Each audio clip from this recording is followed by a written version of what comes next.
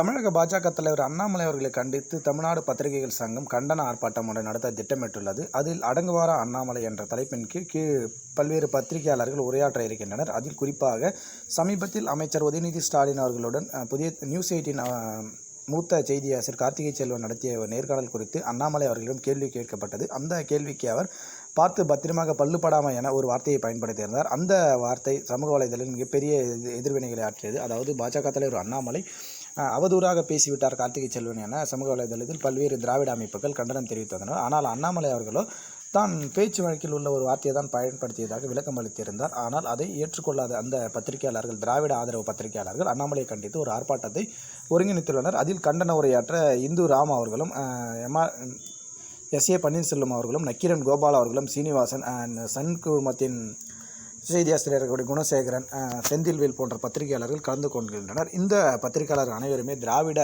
சித்தாந்தம் கொண்டவர்கள் எனவும் அவர் கூறிய வார்த்தையை தவறாக புரிந்து கொண்டார்கள் எனவும் பல்வேறு தரப்பினரும் கமெண்ட் செய்து வருகின்றனர். ஆனால் ஒருபுறம் அண்ணாமலை அவர்கள் பேசியது எந்த தவறும் கிடையாது. மற்ற நபர்களிடம் அந்த நேர்காணல் எடுத்திருந்தார். கார்த்திகை செல்வன் எவ்வாறான கேள்விகளை கேட்டிருப்பார் எனவும் உதயநிதி என்றால் மட்டும் மென்மையாக மயிலிறகால் வருவது போல கேள்வி கேட்பதும் எப்பேற்பட்ட நியாயமான செயல் என்றும் பல்வேறு தரப்பினரும் அண்ணாமலை அவர்களுக்கு ஆதரவாக தங்களது கருத்துக்களையும் பேச ஆரம்பித்துள்ளனர். தொடர்ந்து அரசியல் சார்ந்த கணக்கு தெரிந்து கொள்ள நம்முடைய சேனலை சப்ஸ்கிரைப் செய்யுமாறு அன்போடு கேட்டுக்கொள்கிறோம். நன்றி, வணக்கம்.